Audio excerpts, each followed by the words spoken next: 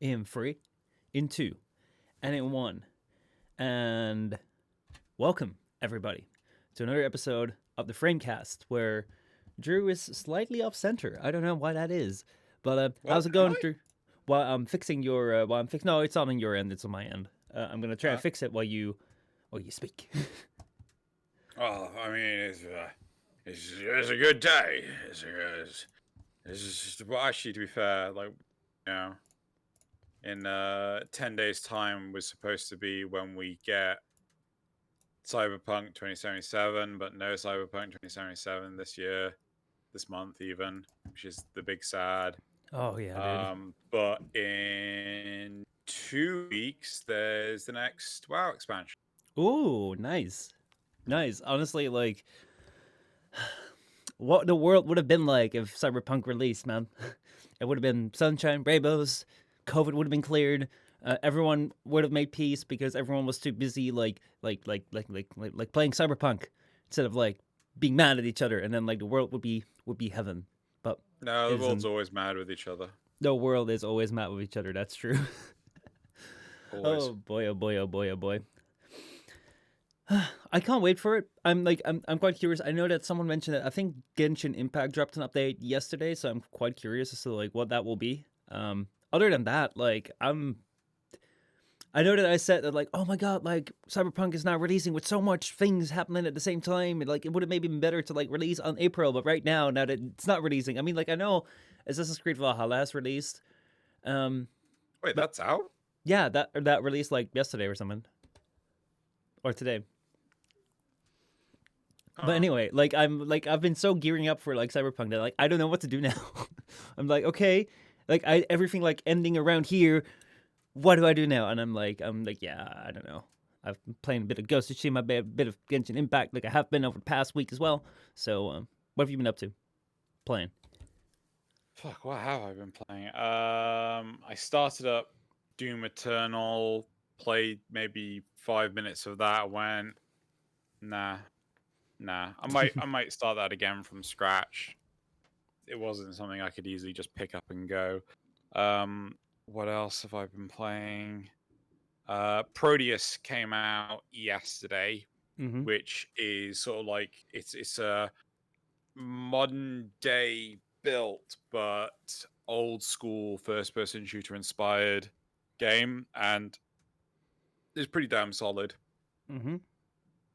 What else have I played? A bit of Dead Cells, and then just Warframe with the Massive usual yesterday. cinematic.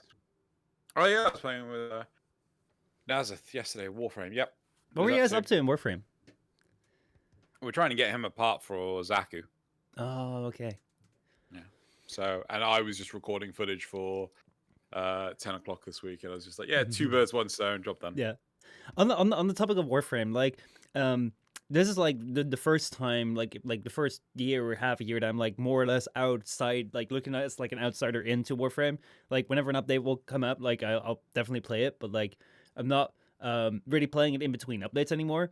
And it feels right now like it's taking so long for like a new update to come out, and like I'm wondering, is that just because like I've been missing like the small little updates and things have actually been happening a lot after Deimos, which I haven't like seen, or like is it just a long wait in general right now until like the next thing's coming up? I don't even know when the next thing exactly will be coming up. Do you have an idea? Well, the next thing is supposed to be coming up this month, so they've got a couple of weeks to get that out. We've had the release of the MR30 stuff, and we've had the end or the conclusion of the Glassmaker thing, which is really interesting because apparently you don't have to do all the different chapters. You can just go straight from 0 to 5. You can just skip 1, 2, 3, and 4, which is just like, Really?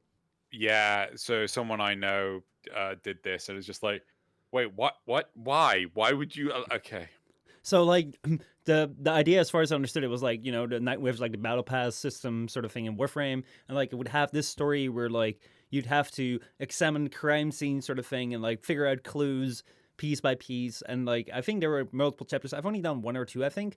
Um, and I would definitely not describe it as a battle pass system. Battle pass systems, like typically, oh, you get these free rewards, but if you pay us money, you get these extra cool rewards that are worth it. mhm. You know, like they did in bloody.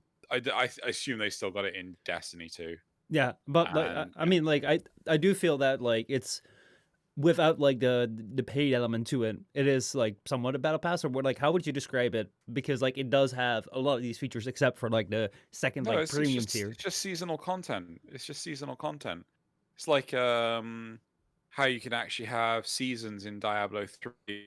You just reset and go from, just get max gear, max, you do all these achievements and shit like that. It's just, this is just seasonal. It's just an event. Well, I mean, this is a bloody long season, don't get me wrong. Um but yeah, it's just that's just it. It's just seasonal content. hmm So when it's over, it's over. You can't do it again. I mean, like, yeah, like the looking detective stuff sort of thing is definitely like, yeah. I did like I think that like the do the challenges, earn XP sort of thing, or like earn points, so that with the points you can get like these rewards. They do remind me a lot of the battle pass, but of course, as you say, without like the money thing. Um, Yeah. but anyway, so like basically like you could skip past all of the puzzles sort of thing and then get straight towards the end fight. I did actually do the end fight. I might have to like go back this week and like try it. Is Oh. it good? Is it bad? What's your opinion? Did you try it? So there's a couple of things wrong with it. Mm-hmm. And it bugged out for me because actually no, I don't want to spoil it for you. A couple of things bugged out for me. There's a few conceptual choices that I don't agree with, but aside from that, it's what I would rather have for a boss fight in Warframe rather than just tank and spank. Mm-hmm.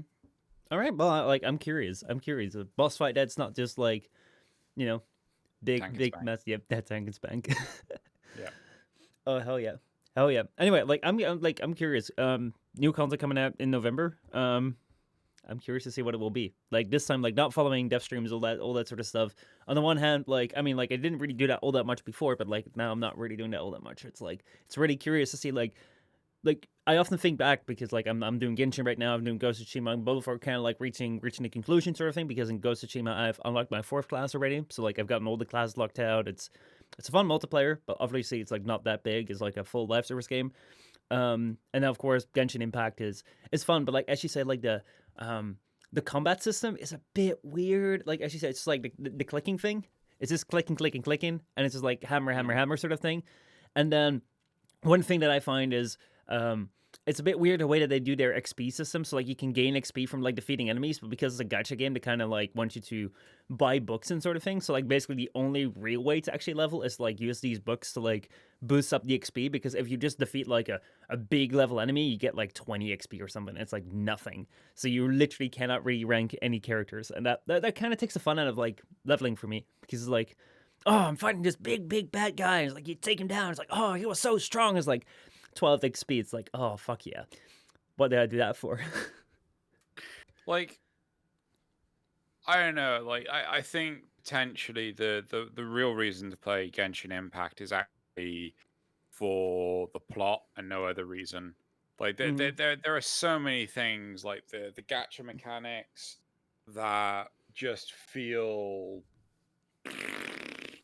But like to me, it's just such a single player game. A game that I really want to play, and I'm tempted to go and buy this is actually Raft.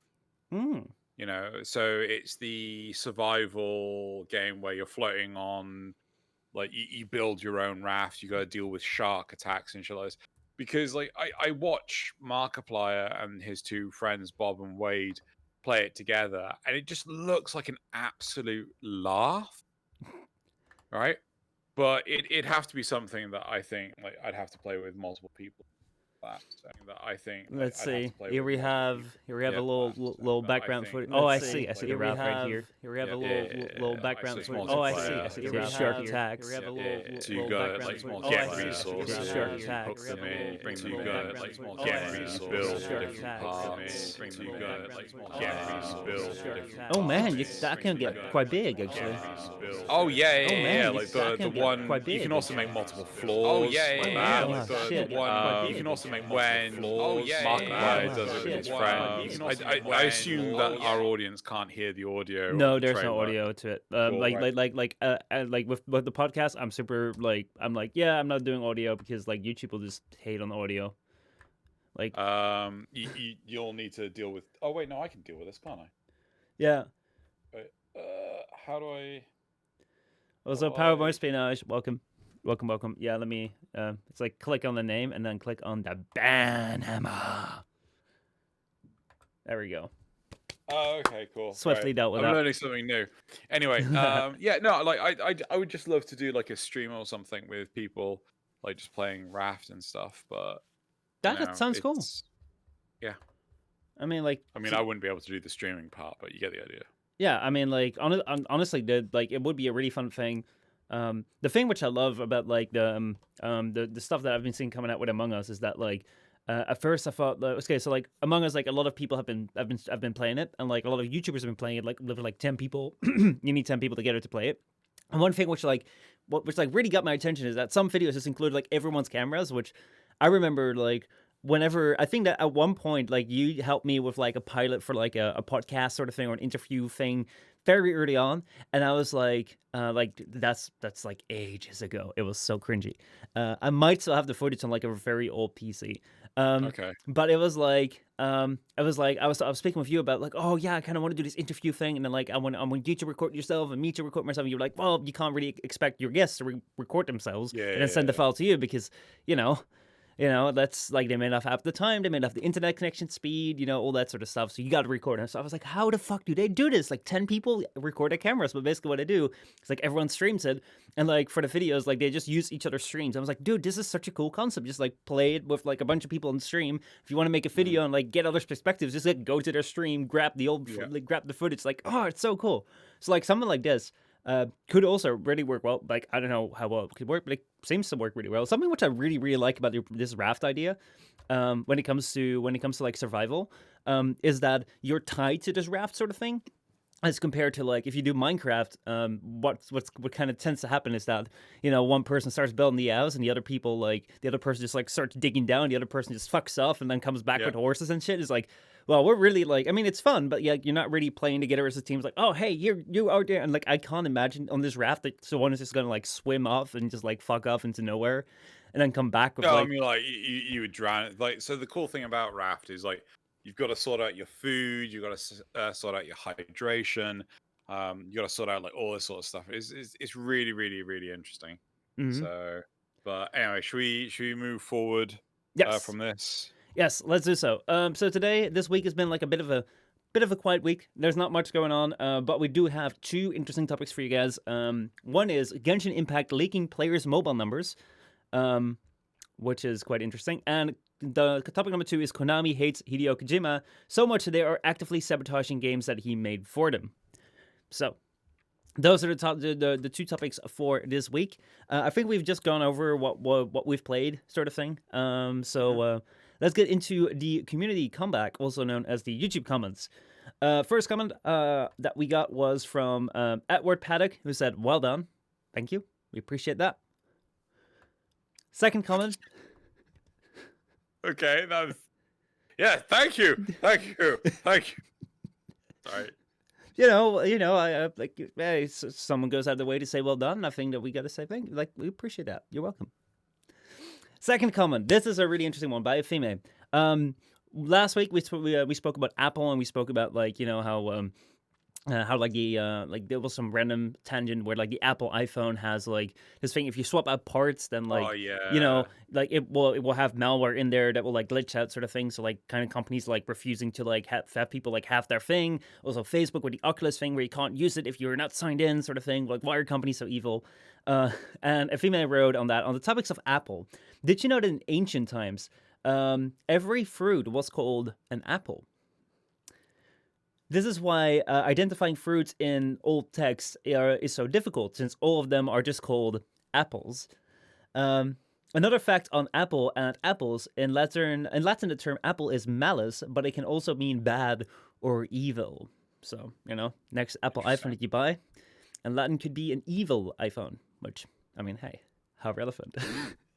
Clearly. I actually didn't know. Like, I actually like there's no citation, but I trust a female. I didn't know that like apple was like the common name for fruits. But hey, the more you know. So anyway, the first thing that they touch on is like a more serious statement on Apple. They probably don't care about their history, but it makes me have this question: why do you think that companies, specifically large known ones, develop into this almost stereotypical malevolence? And is it money, control, losing oneself, a change in leadership, the desire for more?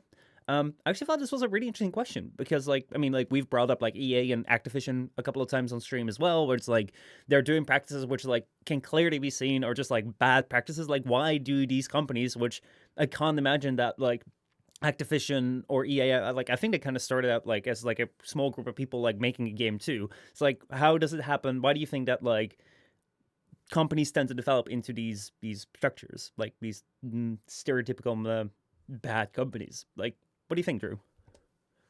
So I think the sorry, boil it down for me again. Boil down the question Okay, or the so point. like what we often see with, I mean, okay, if we take a look at Apple, like it's clear Hmm. that they've kind of like strayed very far from like the origin where it's like two guys in like a garage making computers to defeat the bad IBM and open the Hmm. power to the user. But over time, they've changed into like what Apple has become today. And you look at Yes. companies like EA and Activision, who also probably didn't start out the way that they are right now. So why do you think that like it seems that these companies, like as they grow bigger, develop into this like stereotypical malevolent big company sort of thing? I think malevolent might not be the word that you're looking for. However, the oh wait, no, malevolent is benevolent. Anyway, sorry. Mm-hmm. So I think the big thing is that um power corrupts, Mm-hmm. right? And absolute power corrupts absolutely. It's just I don't know who came up with the original philosophy, but it is very accurate. I mean, look at the state of affairs with Donald Trump going around suing people because he's suing the the the oh god the establishments that were counting the ballots Mm-hmm. because they were false, and shit like this, and it's just like fuck's sake, man. Just like and he has money to piss away. I mean, we've also had instances with Activision Blizzard firing God knows how many hundreds of people, right? Yet this year, like paying their staff, their testing staff peanuts, when this year they've made some insane amount of money Mm-hmm. off microtransactions. Well, fucking, give some of that to your employees. Yeah, Right? They're the ones doing all the hard work. yeah. Remember the time when we reported on like the 800 people that got laid off so that they could like Exactly. report like this great profit that they made in like the first quarter or something? Yeah, yeah, yeah, yeah. So like, why don't you put your money where your mouth is, Mm-hmm. right? And actually say, oh yeah, we've got this great profit and we're going to spend it on making our products better. Mm-hmm. you know but they don't care, and a lot of it comes down to greed. A lot of it comes down to like, oh, I'll have this insane amount of money and I'll just sit on it. And like, why? What are you gonna fucking do with it? You just Mm-hmm. the number of people that buy properties, right, and then they charge astronomical rent, right? I got kicked out of one of my old flats, like not the last one, the one before that, Mm-hmm. because the estate agent told the landlord that they could increase the rent from 750 a month to 1,000 a month, right? Yeah. Pounds, yeah. And all the and this was because there was a building across the way that was opening up, and it was like these premium accommodations were charging 1,000 a month. Everyone got kicked out of that of the apartment complex that I lived in. Right, Wow. everyone. Yeah, I had Wow. other friends in other apartments that got kicked out, and I then checked the properties months later, right, Mm. and they were still available to rent. Ooh. Right. So the estate agents, like, I mean, if you're an estate agent and you're listening to this, right? This is a horrible sweeping statement. Every estate agent I have ever had any dealings with are a piece of shit. Every single Mm. one of them, right? They what you call, I'm due to move in next week. Where's the contract? I need to sign the contract. Oh, it's not ready yet. We agreed I'd move in next week. I had to live on my one of my friend's floors. He had to have all of my stuff while I waited for an estate agent to bloody do the contract, and I had to sleep on his floor for 2 weeks. Damn, Right? dude. Who else? Like, I've had all sorts of weird and wonderful crap like this. Mm-hmm. Estate agents turning around and saying like, "Oh yeah, you failed. I failed the background check." It's like, hold on, how have I failed right? I'm the one with the job. The other person I'm living with doesn't have a job. They haven't failed the background check, but I have, What? right? And it's all sorts of crap like this. Honestly, like, and estate agents. Mhm. The last place I had, they gave me the contract 2 days before I was due to move in. Yeah. Wow. This one, I got the contract the same week I put in for it, but the difference is the years between the two places. The UK government under Theresa May brought in a law that stated that estate agents were no longer able to charge tenants administration fees. They had to charge the landlords, and the landlords are the finite resource. So they could go, well, you're shit, I'm going to go with this estate agent instead. Mm-hmm. So it then put all estate agents in direct competition with each other. Mm. Interesting. So Interesting. yeah, I think. one good So, thing that came out yeah. of it. So looking at like where the shift tends to happen, sort of thing. Like again, like I don't know. There's like some bug flying around. No idea where Yeah, I it can came see from. it. But so like if I think about like where does this idea come from, and let's say for example like your estate agent, like where they just like kicked you out and like up the rates to like to from 750 to £1,000, like that's insane. It's like kicking everyone out. It's like all your customers like boom, go away, whatever.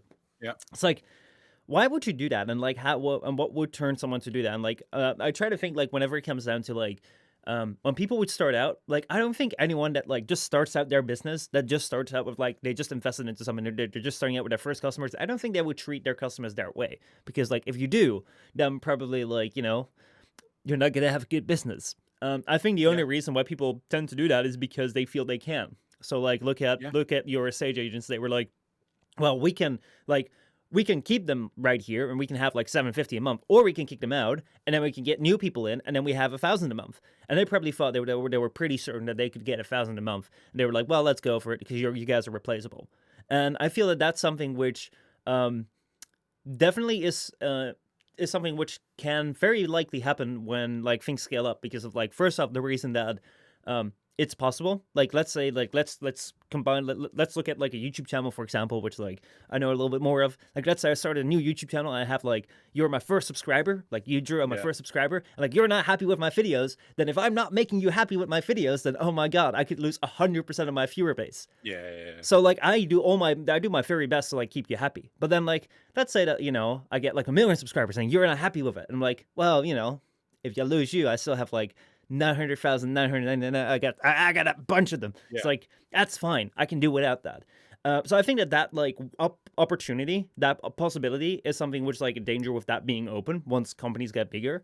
But at the same time, I think it's also if I create the channel sort of thing, or I find with my channel sort of things, because like it's my thing that I created, it's the thing that I really, really deeply care about. I want to create the best thing for it, sort of thing. But I also know that like whenever I do jobs, sort of thing, where I'm like where I'm hired for, especially when they were like student jobs, sort of thing, where it's just like you sign a contract, it's like you can do everything wrong and we're paying you minimum wage. Like I'm not feeling like it's like I'm not feeling as passionate as I feel about my own business, sort of thing.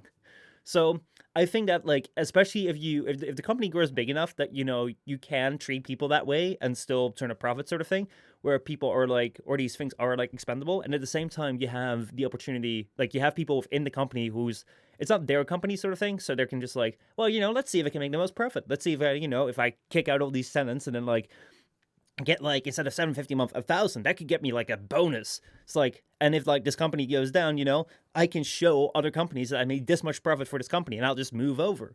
I think that the Yeah. combination of these, especially when that happens within management, sort of thing, can definitely be a very dangerous combination, which can turn a company to not really care about its customers and be more focused on profit, because these two things, that's what I feel. Yeah, I mean, it's like, God, who said it in? Yeah, Blue Demon said that, it's called a moral compass. Some people do stuff um, for the betterment of their customers and their employees, Hmm. whereas people just do it because, oh, I want to line my pocket. So Yeah. anyway, should we move forward? Yeah. Okay. So, the next part of that question, because we're still in the comments from female, says the second part of the question may be somewhat personal. So if you don't feel like answering it, you don't have to. But are either of you ever bothered with the fear of losing yourself, becoming like the examples that are often talked about within the FrameCast, like becoming like these companies? Like let's say that like if our channels grow so big, could we mayhaps like lose yourself? Like if our channels become so big, are we afraid of the chance that the power that we get from our channels would corrupt ourselves to like make less than moral decisions because we can? I am not afraid of that because of one thing, and Mm-hmm. that's the people that I engage with on the regular. Mm-hmm. My friends would prevent me from doing something that bad. Don't get me wrong. There are a number of times where I do feel I'm not allowed to think a certain way. I'm not allowed to say, like, oh, such and such is wrong, such and such is perfectly acceptable. Like, because I'm afraid of offending someone. And it's like, you know, um, a good friend of mine has the philosophy, offense is not given, it is taken, right? Mm-hmm. And I agree with this, but I do have to watch what I say and or do very carefully because I'm at risk of pissing someone off, Mm-hmm. not intentionally. And I do feel one thing I'd love to do is if I that position of um big numbers or what have you. Am I breaking up at all? A little bit, but yeah, it's all right. It's all right. Okay, cool. But if ever in a position where I got big numbers to support me over, the first thing I would do is take that finances and like hire a full-time, right? So then Mm-hmm. I could produce videos frequently and still have my day job. I do love my day job. Yeah. I really genuinely do. Mm-hmm. No. And gone. No, definitely. I think it's also a really great way to like ground yourself, sort of thing, because like if you like I strongly believe that regardless of what you do or how far you get ahead with things, like you should always do like more than one thing, sort of thing, because like if that one thing like succeeds so much, it's like you can kind of like lose sight of who you are, because like, oh, this thing of part of me is so good, and it's like, what about the other parts of you? But also like if that one thing like really fails pretty hard, you also have like another side of you where like, hey, at least I still have my day job, and like actually things have been going pretty well there, and we made some good progress. So like, I think it's always good to like not put all your eggs in one basket, and especially like with a scenario where like a channel would blow up, like it could also be a great way to like ground yourself, interact with people that don't have anything to do with like this YouTube or like Twitch stuff. That's a really really good point. Is like don't have all your eggs in one basket, right? Mm-hmm. So like I've seen so many content creators like they rely so heavily on YouTube Mm-hmm. when you have another Jake Paul or Logan Paul scenario and you get another adpocalypse, you're the one that suffers for it, right? Yeah. If you have something like YouTube, Twitch, Patreon, Kofi, actual merchandise, where's your hat? You know, like then you're diversifying your revenue streams and you're keeping yourself safe. Yeah. Yeah. Mm-hmm. Like likewise, it's so one of the big things, the reason why you work for a company like I do, or you go work for a supermarket, or you go work for Apple, something like that. The reason why you do that is because it gives you job security. Mm-hmm. But one of the big things in being a content creator is you don't have that job security. You have this huge risk. Yeah, you get the point. Yeah. No, definitely. And I mean, you've seen that with many kids, and like, unfortunately, we haven't really seen a great YouTube competitor, and like Mixer just went away. So right now, you kind of have like, if you want to do content creation, you have YouTube and Twitch. YouTube has thrown around the apocalypse, and Twitch is now throwing around like the DMCA stuff, which is like, oh boy, interesting time between the two platforms. But I know that like we have a great Discord, and like if it comes down to it, I'll just like stream to like 25 people in like a Discord call or something. I'll just be like, guys, join my Discord call. This will be the stream. Everyone just like type in this like Discord channel, or we'll do it through Skype if that works. Oh God, no, TeamSpeak, please we'll just don't. like I'll just visually narrate everything. It's like, I'm running down the hallway now. I'm shooting my gun, and hey, how's it going? Shit, I just died. There's always ways to figure it to get around it, but like yeah, don't put all your eggs in one basket. There was a story recently about BitChute. I can't remember what it was. I have heard Um, something about that. That seems to like BitChute seems to be some sort of like hold on, I need to look it up. Like I think it's so some sort of competitor or something that's trying to it be. is it's like a peer-to-peer service Mm, um for YouTube, but something happened recently. I think it was a case of like all the domain names were like being blocked and things like this, or I can't remember what it was. It was absolutely mental. Anyway, Here, yeah, I don't know. I'm not able to very quickly find something, but yeah. I've heard about it, but it's not that mainstream. Anyway, coming back to the question of like, am I afraid that like, let's say that my channel grows, would that corrupt, or like, am I afraid of that corruption? Um, I mean, like, it's definitely something which I think I should be afraid of. Not that I think that I would necessarily have the tendency to like be corrupted, but I don't think it's something which like should be underestimated, because I don't necessarily think that everyone that like works for these companies or did things that turned the company a little bit like bad did it in like the full conviction of like, I'm gonna do something that will go against my morals. It might be that they were very clearly thinking about like, hey, this is what I think is a good thing to do. Even like when I was like in some weird twisted way, like a lot of times people that act in bad ways actually in their minds are like the hero of their own story, yeah, so they believe it's their good thing. everyone's the hero of their own story. Yeah. So that is why like I think that I should always like be careful with it, be on the lookout for it, because like let's say that like I could be on the wrong sort of thing.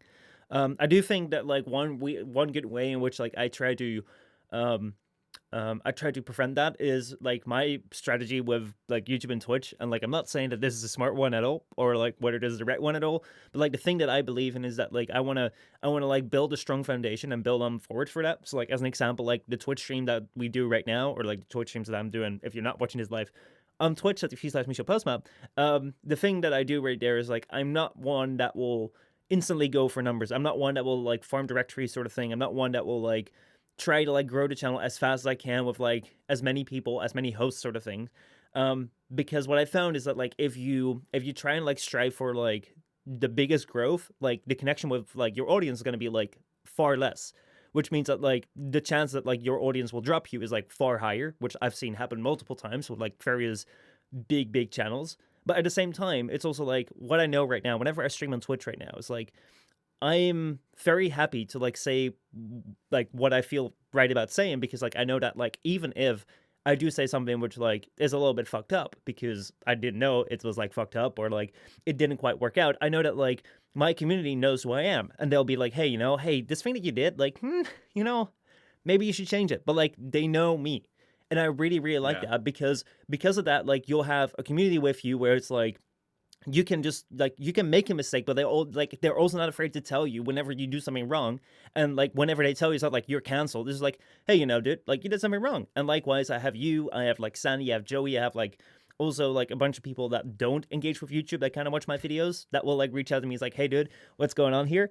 And I really, really like that because like I've also seen content creators, like way bigger content creators, like get super big, and then like they're afraid of their communities, and like they're afraid that anything they do, they'll get hate on. Like I don't think that like that is like a really great environment because first of all, like that sets you up to like, oh, they hate me, but at the same time, like the idea that your community hates you also might push you to like do things where it's like, hey, if they hate me anyway, I might as well do this. And like if they're hating on me because I actually did something wrong, it's just because they hate me every time. It's like, well, that's not really like a healthy way to do this. So like I'd rather like build it up like a good foundation that like can respond to me and like I can take serious sort of thing than like shoot for immense power and be like, I'm just gonna do what I think is right, and then just like blow it all up like whenever the first chance appears. I remember when I was at TennoCon, I think it was 2017, Mm-hmm. and I said like someone asked on Twitter, "What do you think is like something have come to Warframe and things?" And I very succinctly stated that people that want universal vacuum are lazy, right? Mm-hmm. And they should just play the goddamn game, right? However, DE did bring in universal vacuum, and it's fine. It is what it is. Mm-hmm. But I said this, and I ended up starting effectively a Twitter turf war between myself and everyone that like pro universal vacuum. And Loz just comes up to his foot landmine. Don't stand on it. And like in part, this is what I was referring to earlier. Like I have to be mindful of the stuff I say. But Yeah, anyway, like honestly, like like you recently helped me out in a situation like that as well, where like I posted something on Twitter which I thought was a little bit sensible, even though like I was a little bit annoyed, and then like people got like extremely mad about that. I was like, yeah, oh boy, oh boy, oh boy, oh boy, oh boy, and like in the case, so like, what Blue Demon says, only ignorance will be offended by words. Like the thing that I feel when it comes to like taking things offense, like for me, the most important thing is like is intent. So it's like if I intend to like hurt you with the thing that I say, then it's like then that is a bad thing. And then like like that's the most important thing. If I say something like I don't know the context for you, and like it's like, oh, this is really bad. Like the moment that you tell me like I should stop. If my intent is not to hurt you, then like how could I have known? And then like if you adjust your behavior, then like that's fine. But I think that like intent is very important, and like when it comes to my intent when it comes to like Twitter is like most of the time to keep it like a silly place. And like whenever I posted something which is like I was a little bit like annoyed with things, I just wanted to like have fun on the internet, and like that was kind of being withheld. And then when I said like I just wanted to have fun on the internet, and people like started hating on it, it's like, yeah, the point of Twitter is just like have fun. And if people start hating on the things that I post, like what's the point for me keeping it up? But whenever it's like, like the universal vacuum thing, like I could see me taking that like make like an entire like joke video about it. It's like, oh, anyone that uses it's lazy, just like use it as a meme. And then when I use it as a meme and people get a little bit upset, it's like, well, we're just like cracking jokes at it. Like I'm not intending to like, you person that uses it, you are the most laziest Warframe player in the world. It's like, even if I say that, the only way that I can like say that is like as a meme. But yeah, like when people are actually serious and taking it serious, like that's never a conversation I'm gonna dive into, especially on Twitter, because I'm like, no, they're not gonna be convinced. There's no point in this other than just like make people angry. Let's yeah. just step out of it, back away, and just move on with our lives. Just back it up, back it up. My Mhm. daddy taught me good. I'm backing up. Sorry. I think that I like know memes. I think that definitely especially when it comes to like the power of YouTube sort of thing, I think that a lot of like danger cases are when like people are entirely like surrounded by people that are in this YouTube space or this creator space and not like someone outside of it. They can be like, hey, hold on, guys, what's going on here? And when people like very quickly rise to like a certain level where they're like, like they don't take that gradual growth process and they're all of a sudden in this place where like everyone admires them, like, oh, I can do whatever. It's like, well, Yeah. maybe. Anyway, moving Moving on. on. Moving on. Afima says more. I told you there was so much in this comment. I love it. hmm Money is an interesting invention. They say there are periods in history and cultures where money was not used. There was an idea of trading things or just taking care of yourself. Over time, money became a global need. Let's say so much so that many countries have their own currency, which is equal to different amounts of other currency from other countries. This alone should be factually enough to show how crazy people are about money or how important it is. But money is just an idea that performs as a system, that performs as a system, and is technically not paramount, or is it? People tend to be so infatuated with money that that at this point, could money exist to keep people in control, a good control, a way to keep order? Since there's a lot of people who don't understand fairness, who lack self-control, and who would go mad and murder over toilet paper. I think we almost saw that happening at the start of this year.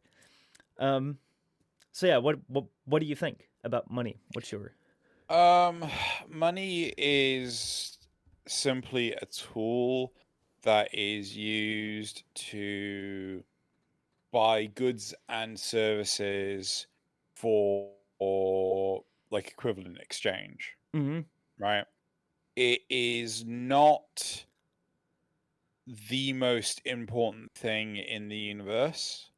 mm-hmm, Um, but it is still very useful. yeah, Right? It's still very powerful to be able to say, I'm buying this loaf of bread for this amount of money. mm-hmm, However, the problem is people like to hoard money. They like to just hold on to all of the money and fuck everyone else, right? Which is wrong on a multitude of different levels. I personally feel that there are loads of people that need to let go of this mentality and they should be sharing the wealth of the land, so to speak. mm-hmm. Um, yeah, does that answer the question? Does that make sense? I can see that. Yeah.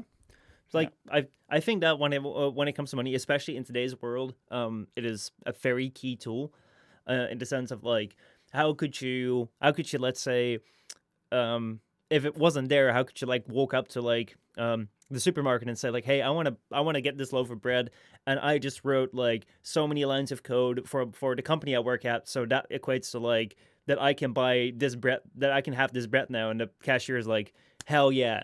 And there, it's like it's gonna be kind of tough. Like back in the early day when it was like, hey, I have cow, you have like you can build house, you want cow for house sort of thing. Like that trade can work, but like with the complex jobs and like the different varieties of jobs that we have right now, it's a very handy tool. And I think that like one of the things which like makes people obsess about it is like it's a point system, It's like you can have one money, you can have two money, you can have free money, you can have more money. And it's like, it's just like people with like in games where they're like, they have points and they have things that they can Yeah. get. Some people just want to like min-max it and they want to get as most as they can because they can see that tally go up. And it's like, for some people that works as a motivator, for other people it doesn't. I think that like, it's like it's just a tool as far as I'm concerned about it right now, and I don't think that like unless there is some crazy weird invention, crazy weird idea, some very thought out system behind it, I don't think it could very well easily be replaced, especially with like the complexity of the jobs and the wide variety of the jobs that we have right now. Well, no, I think realistically the biggest problem we have, this is getting like so philosophical, but Mm-hmm. I think the biggest problem we have is greed, right? We always want stuff. We always want more, Like for example, if there was no money, if we lived in a oh God, I'm trying to remember. I think it's like post energy scarcity society where basically you can just get stuff for no effort whatsoever. So like the replicators in Star Trek, Mm-hmm. right? Then there's no need for money. There's no need for wealth because you can just, I want a TV. Give me TV.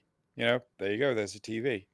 You don't have to worry about where it came from. It's just there now.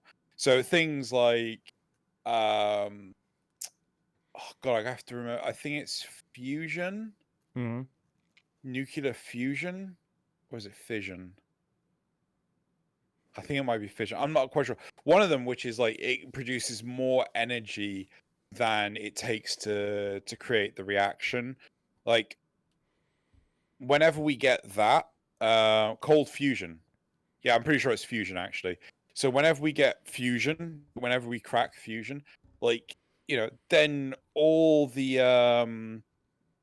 energy power plants, whatever, they all just basically become redundant because it costs less to produce the energy than the energy that comes out of it. Mm-hmm. So like it instantly like negates so much. I do think that like that's that's a very interesting thing you bring up, because also like what we're looking at, like I'm studying AI right now, and like one of the things that people often talk about, like especially in science fiction, but it could be a truth, like we actually don't know how long this will go, how long from now on this will happen. I don't think it's like anywhere near on the horizon, but who knows, whenever it could happen. Is like when AI comes to such a stage where it can take over a large part of jobs. So like let's take a look at, Yeah. I mean, like we're already looking like at self-driving trucks. Like if trucks can be like AI driven, like that's a huge like market, or like a huge like part of like people's jobs that's just being taken out and replaced with like AI. And then um look at like things like factory work. I think there's a lot of people that do things like factory work, and right now the reason that like you have people do factory work jobs is because there are still some tasks which like robots can do, because like there's like, okay, you got to stack this thing, like sometimes like the robot like the assembly line produces something a little bit different, and you got to work around it. But if AI comes to a stage where it can deal with that too, then you might not need a physical job somewhere. And like that might go on until a point where like basically all the jobs that we have today, that we can imagine today, can be taken over by an AI machine. Because like when it comes to like physical capabilities, like machines are really ahead of us, because they're stronger than Yeah. we are. But also like if you take a look at like the way that your mind works, and the way that like AI is striving to like become like a artificial general intelligence, or like something like your mind. Like what they're trying to do is like basically become the problem solver that you are right now. Like if you're coding, you are a problem solver because you have problems and you're solving them.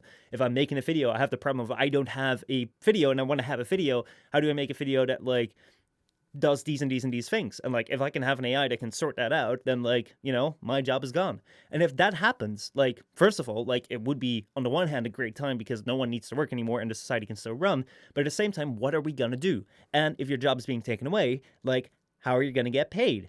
And like if all the jobs are already done, then like do you still need to get paid? So I think that like again, this could be like hundreds of years into the future, or tens of years into the future. Like again, like people are very undecided about that, and like even like within like the expert communities, like no one really knows. I don't think it's like very nearby. But I mean, like that would definitely be an interesting time. I don't know if I'll be alive for that, but like that will definitely be an interesting time, especially to see like how money is going to work in that era, because normally money is given on for jobs, and if you don't have jobs to do, then what do you do? So I think at that point in time, again, we're looking at very much like Star Trek kind of scenarios where Mm-hmm. you've either got the ability to do anything you want, so be it hobby based stuff or learning based stuff, basically you're out to better mankind as opposed to better your own wallet. Mm-hmm. Yeah. Anyway, like when it comes to, I think that is like on the topic of money. There is one more thing, and then we'll get into the topics, which is number 3. Xeno mentioned these silly and unnecessary terminology that serves as terrible synonyms for the already established and commonly used simple words So like you mentioned that some words, so Yeah, some yeah, words got changed. One for server was like ridiculous. yeah, Some sort of yeah. yeah. Um, Availability zones, yeah. yeah, that reminded me of human development. I cannot confirm that this terminology is a devolving situation, but it most certainly isn't development. With all that is happening, the planet's still roaming in its course unknown, EA being terrible, Apple being acting apathetic towards their own origin, etc. If you look back in history, how much do humans actually develop aside from their technological discoveries? People hardly agree on morals. On the morals, they set standards that don't matter, and it ultimately seems that humans alter between these two things with every generation. Also, would you say that technology should only develop in a course that does not cause moral conflicts, or is moral conflict a good part of development? This is really getting philosophical. Yeah, I think this is too philosophical for like now. I mean, fuck, we're nearly an Yeah, hour in. We haven't even hit the topics. yeah. Shall we hit the Um, topics? Oh my god. yeah, let's hit the topics. Let's hit the Sorry, topics. sorry to skip this, but like Yeah. this. I mean, like we've like I feel we've answered that comment like decently enough. If you want to have more screen Yeah, time for your comment, leave a comment below. Damn, sure. but thank you for that comment. All right, let's get into the headliner of today: Genshin Impact leaking players' mobile numbers. Have you played Genshin Impact? Have you added your mobile number to it? You might be in danger. Actually, who knows? Let's see here. So some Reddit users have found a leak into the Genshin Impact password recovery system that allows people to retrieve any player's mobile phone number. If one clicks on Forget Password on the Genshin Impact site, Genshin can send a code to the associated phone number which is linked to your email address so that you can get the code and sign in. Um, the problem is that when it sends out the code, in some cases it will show the phone number with like stars on like the numbers, and in some cases it will just display the whole phone number, theoretically allowing Wow. to like if you know the email that people use, you can just fill it in, forget password, and it will just like show the phone number linked to it if they have a phone number linked to it. So far, Genshin has not responded yet to this issue. However, this leak only comes recently after Genshin has updated the game about their anti-cheat software, which has also been widely criticized. The developer of Genshin, MiHoYo, I think it is, claimed that no data that like okay, so like basically the anti-cheat software would continue to run even after the game had been closed or uninstalled. So people were worried that it was spyware, which was just continuing to look at like the user's data. MiHoYo Hmm. claimed that no data was saved or uploaded and apologized for everyone that was who felt confused about it being spyware. They said it was just an anti-cheat system. They updated the game so this anti-cheat software would actually close when the software was closed and actually uninstall when the game was uninstalled. However, even Wow. after this update, the Japanese iOS users discovered that the game would still read their entire clipboards, everything they'd copied on their phone, every time they booted up the game. And the reason they were able to find out is because iOS 14 has like a new feature in beta, which like shows you whenever like some program tries to like read what's on your clipboard. And it's no response from that either. Fucking hell. So yeah, that's the privacy situation around Genshin. Like oh god, why, fucking why? Just freaking. Why must like this shit keep happening? Why must we have crazy bloody like backdoor software crap in anything? And it's just like it's just sniffing stuff out. It's just like I don't.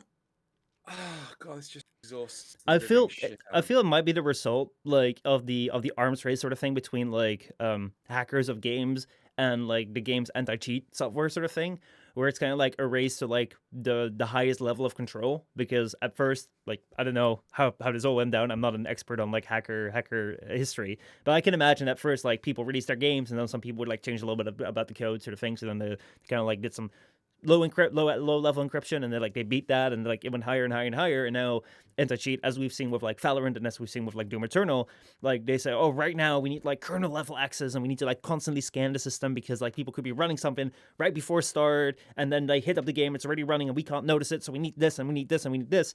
And because we have that right now, you have these anti-cheat systems which are so high up, we get so many permissions, and at the same time right now, like we don't know how secure they are because anything made by humans can be broken by humans.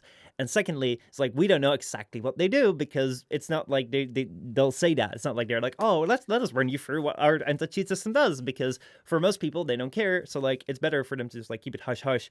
Just like how recently advertisers on iPhone were like they're advertising suing Apple because Apple now has like this thing in their new iOS where you can opt out of personalized advertisements. So like you'll no longer have like a personal advertisement ID, and like advertisers are like suing Apple because that will lose them so much revenue in personalized ads because they can't track users anymore, because they reckon that most people, when they're given the option, will say no, I don't want that. I agree. I think if people were asked like really in your face questions, like you know the whole cookies scenario, right? Mm-hmm. I don't think there should be an option that says, "Oh, yeah, I accept all cookies." Mm-hmm. No, no, no, no, no. Show me the cookies, Yeah. right? And yeah, but they don't fucking do it. And there's so many websites that say, "Oh no, we need to have your cookies. You can't use the website if you don't have our cookies." I'm like, bullshit. All right, I'm a fucking web developer. I know for a fact you don't need my cookies. Mm-hmm. All right. Well, you know, you don't need a cookie on my machine. Like it's just utter trash. Out of interest, anyone from America, right? Do you guys have to deal with the GDPR cookie acknowledgement stuff that the UK, so the EU has to, or because I know our websites, they don't check if you're in the EU or not. They just do it. They just ask. Yeah. Let's see. Blue Demon says Um, no, they don't have to deal with it. Hamster says I came here for the cookies. Well, you can have all our cookies. Um, but no, yeah. actually, like I can affirm that like some websites will have that, but like I know that whenever I was in the States or whenever I use a VPN, it's like I'll notice that some websites that I go to will no longer throw up like the "Do you want to accept all cookies" sort of message. And I was like, hey, that's interesting. Because like like my first thought was like, oh, how nice! Now I can just like get into like browsing right away. And my second thought was like, well, basically that's actually like they're still going to use them. They're just not informing me about it. But like one thing which I found Yeah. like I actually thought it was a good move from like the EU to like say, hey, we need to like restrict like the cookie thing and like allow people to like say yes or no to it. But the problem is that basically like these sites have done like, okay, accept all the cookies or you can't access our site, and it's like, oh my god, like that didn't really solve the problem. It just made A they fuck off made an annoying website. pop-up come up. Yeah. Well, I mean, the great thing is that, like, I mean, maybe it's great for. I just go and inspect the actual website and just go, Mm. oh, what's this thing that's preventing me from doing stuff? Oh, delete it. Oh, now I can view the website. Problem solved.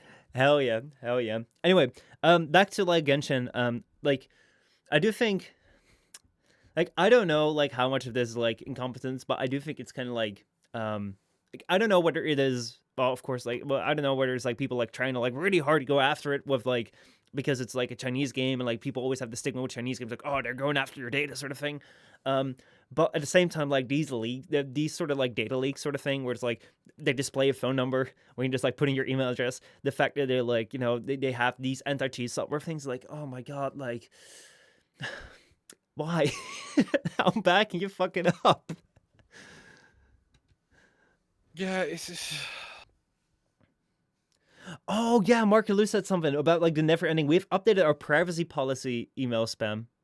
Remember Oh that? god, yeah, yeah, yeah. I get so many phishing emails to hack into like my Apple account, my Amazon account, my PayPal account. I was like, I know this is fake because I don't have an Apple account. Mm-hmm. Right? I don't own any Apple products. So you stop sending me. And the thing is, the emails are like this fucking long. They're massive, right? And Mm-hmm. they're not consistent in structure. And I was like, this is just a fucking phishing email. Like, email provider, can you please recognize this faster? Yeah. Like, I don't know about you, but I actually have like primarily two email addresses. One which is my private one, and one which is my public one. And my public one's the one that gets all. It just gets nothing but non-stop garbage. Oh. Okay, so if you guys can like If you find Casino's public email address, just send him a nice email saying like, "Hey, dude, thank you so much for your great content." Like he has like one email to look forward to like read to. Be like, "Yay!"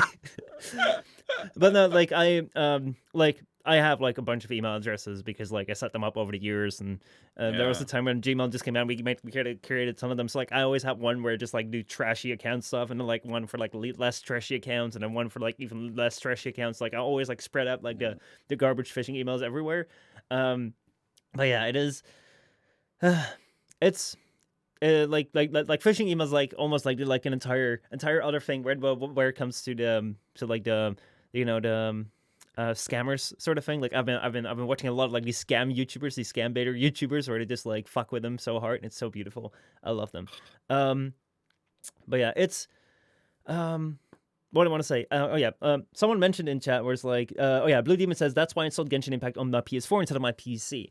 And like I've actually been thinking about that too, where it's like even if you want a game on PC sort of thing, it's like, are we getting to a time where like if you want to be secure sort of thing, should you only game on like a dedicated gaming device, so like only play on like a PlayStation or an Xbox, or like a mobile or a mobile or a PC, which are only focused on games and don't have personal data? Because as you say, like there was like last time you said like there were so many ways of like getting data from people, and like seeing like how much access these games have, and how the anti-cheat software is like so much digging into your machine sort of thing.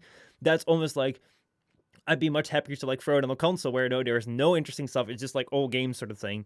It's like I don't mind if they read the data on there, but like I would kind of No, mind, but what if you've got like a credit card or something Oh, that's on true. your console, Just right? I mean, work with like buying the $60 cards on like on like the yeah, store I mean, like, shelves, and then turn them in with the codes. and then, but when I'm playing on my PC, like I do know that nowhere on the PC does it have records of my credit card, right? That's true. It's all like, if I'm using a service like Steam, it's housed at Steam. If I'm using a service like Amazon, it's housed at Amazon, right? There's no hmm software on my, but the personal device, like, oh yeah, we're just gonna buy you 5,000 books in Genshin Impact. Yeah, you're fine with that? Yeah, yeah. And your options are yes and hell yes. I'm like, where's the no option? Oh. It's Mhm. it's it's ridiculous how like I think it's really interesting. Like, where do you draw the line between? Oh God, how do I explain this? Where do you draw the line between acceptable when it comes to technology and information? Yeah. Right? If this information is publicly accessible, fine, hmm right? Someone's put it on their Facebook account, and they can easily get a hold of that information. Oh, if the information is on Twitter, fine, they can publicly get a hold of that information, right? And likewise, I think it's perfectly legal to have misinformation on social media. Like, Yeah. so Facebook turn around and say like, "Oh, you're breaking the terms and conditions because you've got misinformation on your." Like, fuck off, then delete the account, right? Yeah. I'm not telling you I'm not like, and this was hilarious because like friends of mine were like, so one of the big things is I would never put my date of birth on any of these platforms, hmm right? And the number of times like people would go and genuinely hunt through my Facebook to find out when I was born was astronomical. Like, Jesus fucking Christ, do you guys have nothing better to do? And like, and then I was like, oh look, I could prove to you the value of this. And my friends were like, oh no, you can't prove anything. I was like, I will hide my date of birth. Do you know what I did? I went on their profile, scrolled down a shit ton, Control F, happy birthday. Oh, your birthday is the 2nd of October.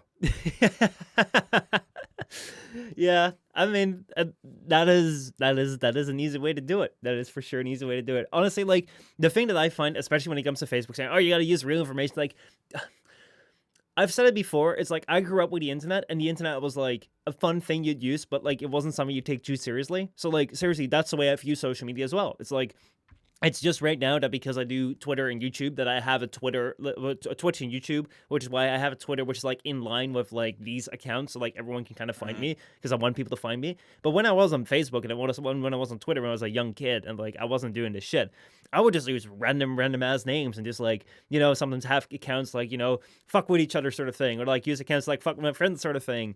And it's Mm. like because like it was just it's just a thing where it's like, oh, you just do it for fun. Like I would never ever use a Facebook with like my real name, my phone, my address, and sort of thing. Because like it's like, yeah, I don't want that online. It's like fuck's sake, no. Yeah. And like if people are like, but then I can't know when it's your birthday. It's like, well, fuck you then. It's like if you're my friend, like you can If just you come up. don't know already, Yeah, yeah. you could call me up and be like, hey, when's your birthday? You could see me face to face, be like, hey, when's your birthday? And write it down, or you could like.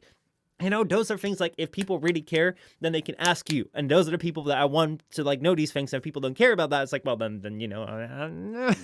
so yeah, that is definitely where like I think this entire thing, like, yeah, no, I would never use my real information really on the internet. And like the thing with like Facebook, the moment that they start asking for my phone number, is like, well, fuck off, I'm not gonna use you ever again. Mm. Um, so yeah, I um I definitely feel like um taking this back to Genshin, like there is so much there that like yeah, they're asking from you these days. I do think like I've like adding phone numbers and stuff, like I can definitely see this phone number thing being a glitch, but again, it's like a very costly glitch. Like seriously, this is very fucked up. Mm. Um and yeah, like the thing that I wonder when it comes to these concerns, when it comes to especially also when we talked about anti-cheat software, which like has this very high level access and which can be broken and which can be like reading things which like you Yeah. don't know about. It's like I wonder like if this will become public concern, when do you think this will be public concern? Because like right now, if we're talking about this, I think that people that understand what this thing is, like they're kind of concerned, like maybe I'll watch out with this. Maybe I won't enter my phone number to Genshin. Maybe I'll like not play this game. Like I didn't play Valorant because I was kind of afraid of like the anti cheat thing. And like I think yeah, go ahead. this will become a serious concern when someone plays Genshin Impact on their not specifically, sorry, an example, like they play some kid plays a video game either on their own computer or on their daddy's computer or their mummy's computer, and then all of a sudden some really sensitive information has been leaked, Yeah, you know. um so I'm probably some government security information or something like that. As soon as that's leaked, then there's going to be a crackdown. hmm actually, like You know, I'm also kind of worried for like content creators and stuff with this, but like I'm not gonna explain why because I don't think that'd be wise. But I think that this definitely needs to be fixed ASAP. Genshin's can part. you type it in Discord, because I'm interested to know like Yeah, what direction you're talking about. yeah. And I'll send it to you in a moment. Let's see what we have here. Blue Demon says I never use credit cards, only use bank transference with a 2 days expiration date. Mhm. Um, like yeah, I mean like I feel that like there are people who know what we're talking about, sort of thing, and they're like, yeah, you're concerned. You already like have several steps in place, to, like not go um to like protect yourself. But I know like a lot of people will just be like, even if you tell them like, oh, that cheat software is like such a high, it's like a lot of people will just be like, yeah, so what? I don't care. It's like because like what do I have to hide, sort of thing. Um, um, so that is something where I can where like I feel something, as Drew said, has to happen where like this negatively affects like a kid or their parents, sort of thing, where people become concerned about it, because otherwise like they won't, because No, I think it has to be something outside of the control of the parent. So, a kid is playing a game on their own computer, and then, or better yet, they're using an app on their mobile phone, right? And then all of a sudden, it packet sniffs some crucial information off of the network, and hold on. Oh, fuck. Um, I'm I can give a slightly different example from what you're highlighting. mm, I mean, there was so Michelle's said something that I think is important. But like, this doesn't need to be done through software as well. Like one of the like big important things was, do you remember the actress Jennifer Lawrence? Mm-hmm. Right? Yep. She had her iCloud, I think that's the name of the service, Oh yeah, account that big one. hacked, right? Because she had she was using, like, so, oh, what's your mother's maiden name? And oh, what's your date of birth? And you could just look this shit up Yeah. on Wikipedia, right? Mm-hmm. Like that's typically why whenever I have like a secret password or anything like that, it's always something that has nothing to do with the actual question, Mm-hmm. right? Yeah. So I'm not just going to put my mother's maiden name, because if I do become famous enough and people find out what my mother's maiden name is, right, then it's just going to become everywhere on the internet. Yeah. So I use something completely irrelevant. So they ask you like, which Warframe do you hate the most? And you just like Oberon's like they'll never figure that out. No. You see, that's the thing, though. You're Yeah, I still know. referring to an Oberon. Like, you're Yeah. still referring to a Warframe. Like, what's your least favorite Warframe? Purple. Yeah. No, but like Fucking those have been like seriously for like the easiest thing where it's like, come on, you shouldn't do that, because if you do that, like it will be so easy to look up. It's like put two and two together. But again, like for a lot of people in the mainstream, it's going to be very, very hard to like see that, because they're like, oh yeah, they asked this question, I give answer, makes sense. It's like, well, yeah. not really. So See, yeah. the thing that these services should do is let you create the question, right, Mm-hmm. and the answer. Yeah. Yeah. So if so you're asked a question that's like really fucking obscure, Yeah. right? And then this can't be a question, that this should not be a question that So you've used anywhere else, like if it right? rains on a Tuesday on the 3rd of in the 3rd of November on a Tuesday afternoon, and the dogs outside are barking to the cats whilst mice are running around, what's your name? And it's spinach. It's like, try and figure that out. Yeah. Yeah. Yeah. No, definitely. Temperse said they made 240 million in the first month, Genshin Impact. So I'm gonna guess if a fine comes out from the USA, it's gonna be like $1 million for the and like when the USA likes to find big businesses, and those are just like, that's just gonna be nothing. If the US finds like $1 million, like, oh, they made 240 million in the first month. Yeah, it's honestly like the thing which I really like about like live services sort of thing is that like you can play together, you can play online sort of thing. On the other hand, which I kind of like dislike, is that like it's no longer this thing where you have the cartridge, you plug it in, you play. It's like now there's like this extra dimension, which like you got to make an account, and yeah, you got to trust the company to like be secure with your data, and especially if you're giving up valuable information when it comes to like, hey, if you use your personal email address, if you use your personal phone number sort of thing, or like more information than that, like you're always at the mercy of like the company that stores that, and yeah, that is something which can be quite dangerous. Yeah. So, No, I completely agree. anyway, it's very easy to break into these things. yeah, want to move on to the next topic? Sure. Yeah. That's my topic. Yeah. So I need to scroll down. Okay, Konami and Hideo Kojima. Mm-hmm. All right. So Konami hates Hideo Kojima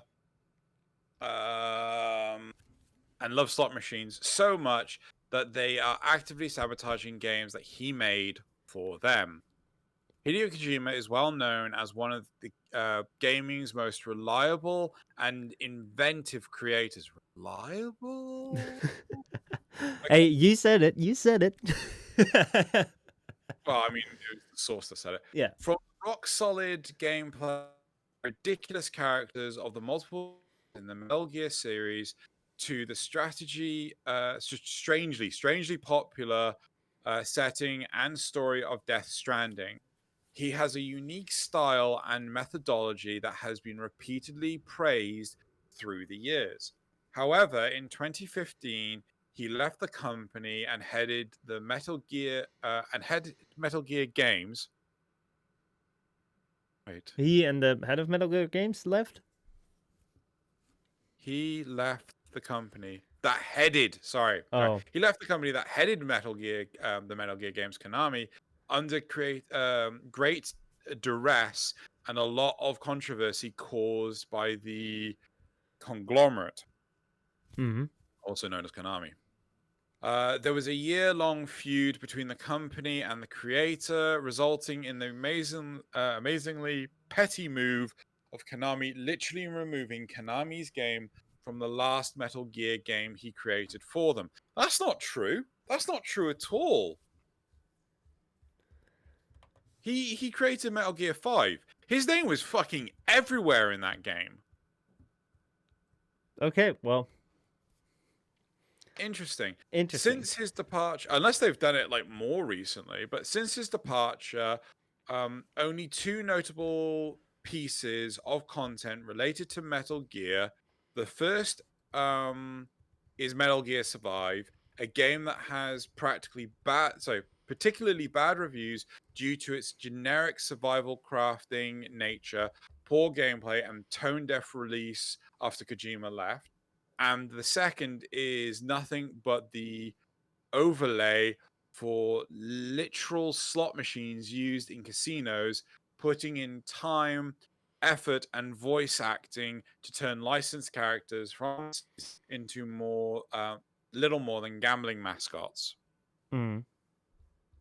One of the things that Kojima worked on before he left the company was PT, a first-person psychological horror demo that served as a teaser for the game Silent Hills.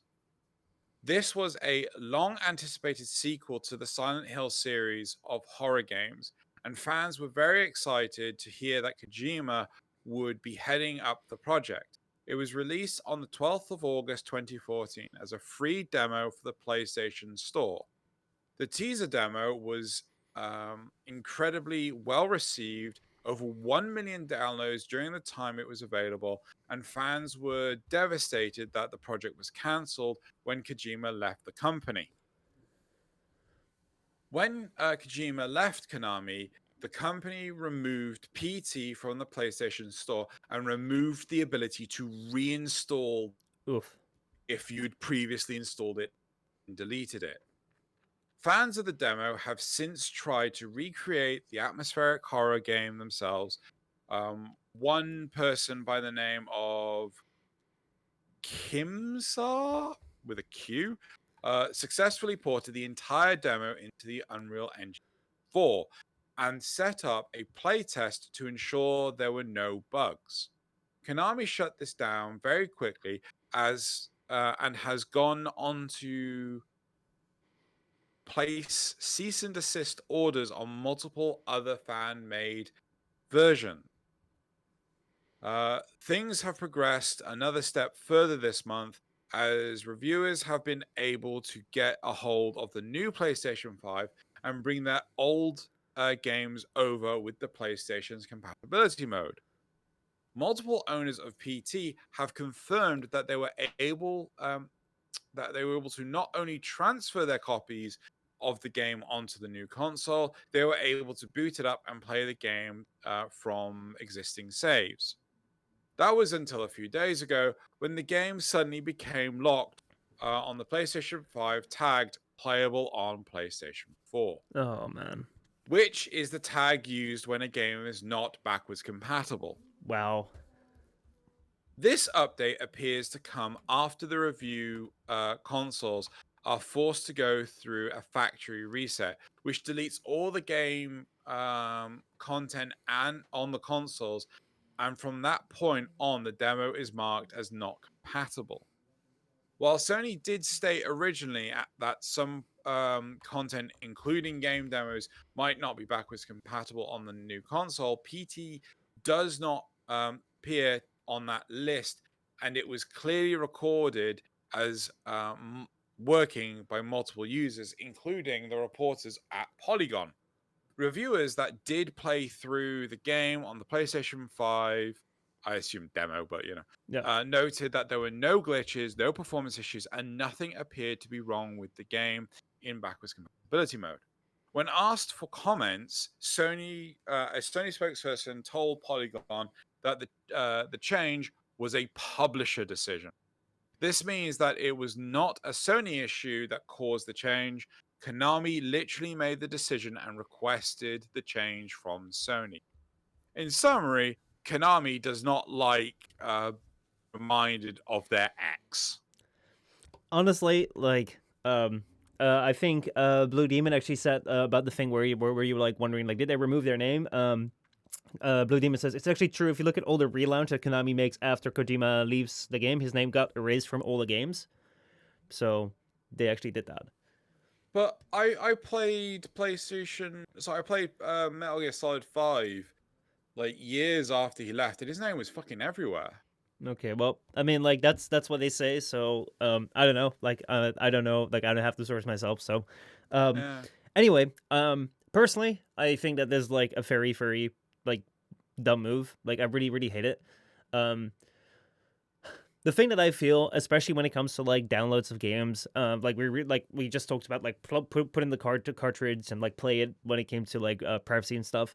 When it comes to like the downloads and things, also when it comes to like these things, like I hate the thing that like all these digital downloads where there's no like actual physical game, which allows for the games to basically like go extinct and like die in history, sort of thing, if people are no longer able to access them, or like people just like lose like the ability to play them.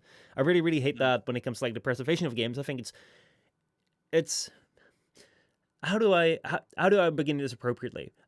Personally, I'm not the biggest fan of like people like hacking into games, people like downloading games, ripping off games, like sending games to like pirating them, sort of thing, because like I wouldn't like that to happen with like my own personal channel, sort of thing. Like if I make my own content on YouTube, it's like a weird comparison, sort of thing. I wouldn't like someone else like take my content, re-upload it on their own channel, even if they do it for free without ads. It's like, well, like that really sucks because like I made it, it's my content. Why the hell are you stealing it? I don't like that. However, if a like the owners of like the game are no longer selling it, there is no actual way of getting it. There is no actual way of like downloading it. You can't buy it. You can't like spend all the money in the world to get it because no, we're no longer releasing it. They actually like you can't, even if you actually own it, you can't actually re-download it. At that point, like I am personally perfectly fine with people like getting it and then redistributing it. Because like just in the same way that like let's say that my channel were to like disappear tomorrow because like I get banned from YouTube or something, or because I decided, oh fuck it, I'm up and leaving. If someone downloaded all the videos on the channel and they re-uploaded it, it's like, yeah, it's not their content, but like at least then the world can still experience my content. Just in the same way that like I have no problem with people re-uploading like Filthy Frank videos that were like deleted by YouTube, but other people can re-upload them. I got no problem with that. So like this entire thing where it's like, hey, if you as a company do not want people to play this game anymore, and like you're removing people's ability to like re-download them, you're even like going so far to like strike them, like no, it's like, what the fuck, man? Like I really can't support that. I'm not a big fan of that. So like, yeah, especially when people really, really love that thing. It's like, if you're a smart company, like just sell that thing, you know? Like I wouldn't have a problem with them. I mean, like I would sort of have a problem with them, but like I would have far less of a problem with them if they're like, oh, if you guys like it so much, like I mean, it's a demo, so like basically it would have to be a free download. But if they're like, well, for $1 or something, it's like, well, I mean, you're still like profiting off something that was free initially, but at least people can fucking download it. But going after people that like want to play it, it's like, yeah, what the fuck, man? Like I'm pretty sure I remember stories about how you could buy like PlayStation 3s or 4s. I don't know when. 2014. Was that a PlayStation 3 or PlayStation 4? Both around that same time, I think. When did PlayStation 4 come out? Interesting. I don't know. Go ahead. But probably around that time. But even so, like, PlayStation 4, PT, like, people were selling the console on eBay because it had a copy of the game. Yeah. Right. And like I totally get it. Like I don't fucking get, why would you be such a bag of dicks about this? I don't fucking get it. Like, I really don't. Like again, it's like I really don't get, if you don't want to release the game, if you don't want to publish the game, if you don't want to like have people go out and like if people are actually buying PS4s for it, like how easy would it be for you to just like, hey, this demo which we made, which was free to download, I think, is like, okay, $2, just like Yeah. Among Us, it's like $4. It's like no one bothers about like, oh, like some people play the free version on mobile, but like I think a lot of people just buy it on PC because like, oh, it's $4, who cares? It's like, even if you do that, it's kind of a scummy move because it was a demo to begin with. But $4, it's like, You make profit. Like, you already have it. You don't need to do anything with it. It's like, what the fuck? Why are you so petty about it? I don't get it. Timer says, like, how do you feel about Konami now using those IPs that they aren't making new video games for in slot machines? They started doing that, like, that's also something that you mentioned. They started doing it while I worked at a mobile slots game company and noticed that they were giving out the assets to make physical slot machines and mobile games because you can get more money from slots than from traditional video games. I think we're referring to pachinko machines. Mm-hmm. And it's fucking shit because I know that the creator of Castlevania, Mm-hmm. he ended up like again like effectively getting fired by Konami, and he ended up creating Bloodstain Ritual by Night on through Kickstarter. I kickstarted it, Mm-hmm. so I own it on PC and I bought another copy of it on Switch. The Switch port isn't the greatest. I mean, I haven't checked it again recently. I remember when they they were demoing Bloodstain, Bloodstained. Um, they had to have these huge heat sinks attached to the switches because they were overheating the switches. Oof. Yeah. But it's like I just like I don't really care if the property gets used for gambling, like with slot machines and things like that, because I don't really think, like, correct me if I'm wrong, audience, but I don't really think people would go, "Oh my god, World of Warcraft machine! I've got to try that." You know, I can actually imagine there'd be some value to it because, like, I mean, like, I've never actually like gone and like used slot machines sort of thing, but I can imagine, like, let's say I walk in there and like there's a bunch of machines and it's like, which one do you pick? It's like, hey, there is something with a franchise which I'm familiar with. Chances are that I'll go to the franchise I'm familiar with, not because like, oh, World of Warcraft is convincing me to go play the slot machines. More like, hey, if I have to pick something, might as well pick the thing that I'm familiar with. Um, Honestly, it's like I find it so weird when it comes to like companies, creative companies, especially when it's like creative companies where companies hire creatives to like make works for them, where it's like, hey, this is something which you created and now it belongs to this company, and like that's perfectly fine and honest because like the company invested in you and like they allowed you to like make something which might work or might not work. That's the risk they're taking, but at the same time it's like you created something, and if you get fired, well, tough luck. You created that and you're famous for that, but like now you can't use that anymore because it's no longer it's no longer yours. It's like that's so weird. And like I can only imagine how weird it must be for like these people to like they've made something and then they see it being used on things like gambling and shit and like slot machines. Like, oh my god. yeah. Yeah. Let's see. Tamara says, I met a guy that only played slot machines when the from which he knew the IP. He said it brought back the memories he had attached to these old things. Like you play Castlevania slots, you remember the Richter image they use. And Blue Demon Slash slot machines are identical. It's just that some sounds and random things. There's just some sounds and random things like cutscenes. So yeah. Interesting. Yeah. Honestly, it's just like a messy thing. Like I don't know what happened behind the scenes, but I can imagine it was like pretty messy, and like they're just trying to like get the most out of each other or like disconnect from each other as strong as they can. But like at the same time, it's like the fact that they're like go out their way to like not give people a game. It's like, what the fuck? I don't get it. I mean, I totally get there may be some fall, like I'd be interested to know how come there was a falling out between Kojima and Konami. Mm-hmm. Like, I'd love to know the reasoning. However, I mean, obviously it's a private matter, but yeah, it's bloody crazy because I wouldn't be surprised if it's something. No, you got to pump out games faster. We need more money, money, money, money. Again, Mm-hmm. like this is going back to what Sentient. The thing I said. Yeah. So it's like money's not fucking everything. You can't take it with you when you die. Mm-hmm. So what's the big fucking deal? Yeah. Actually, I don't know like how much you still want to go into the subject, because I just had something which is actually like a brand spanking new topic, which is super fucking interesting sort of thing. Go on. We can get back to this, but here we go. This is just in. Right here on Twitter, we have a tweet. This is just It's like, what the fuck is going on with this right tweet? here All right. on Twitter, So we as have we a talked, like tweet Twitch has just been in. DMCAing What the things. fuck is This going tweet on right with here this is one of these DMCAing. Twitch has been DMCAing. Twitch is about Destiny. Is you play Destiny, they just take someone around or something, or something update and says, you know the weird Destiny, they just take someone around.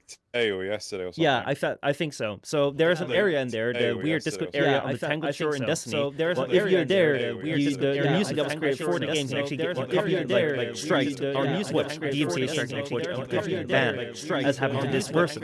Now this gets even more juicier, because first of all, if music that was created for the game, it can get you in trouble. Even more juicier, because first of all, this is not just any person that happens in trouble. This person, if we go to his bio, works for Amazon and Twitch. This person, Twitch is DMCA striking their own people. Twitch. This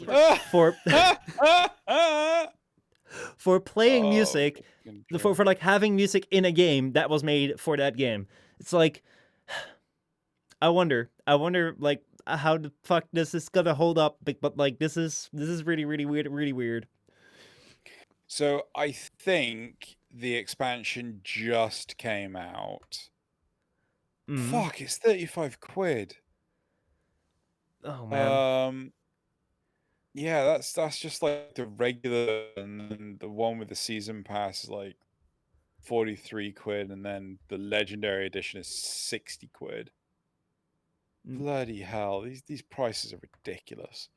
The fact that people are getting DMCA'd is kind of hilarious. I do genuinely find it hilarious. Oh wait, they said that there were echoes in the thing. Hold on, my apologies. I will make sure that doesn't happen. I did not know that like this thing was actually outputting audio. My apologies. I know what happened. Can you explain it again? The echo blocked everything. Okay. My apologies. I did not know about that. It's because my computer is set to like the stupid Razer ripsaw thing. I forgot about that because I was quite in a hurry. So let's go back to the tweet. My apologies for that. We'll make sure that like that's not on any of the YouTube stuff. But here we go. So what happened is that right here, you know about like the DMCA stuff, the Twitch striking creators and banning them if they get striked for misusing stuff. No, for like having music in their stuff. Destiny just released an update, and like someone tweeted out here that they got struck for like broken around in Destiny, around the weird Discord area on the Tangled Shore in Destiny, and the music that was playing was created for Destiny itself, and they got a copyright strike for that on their Twitch channel.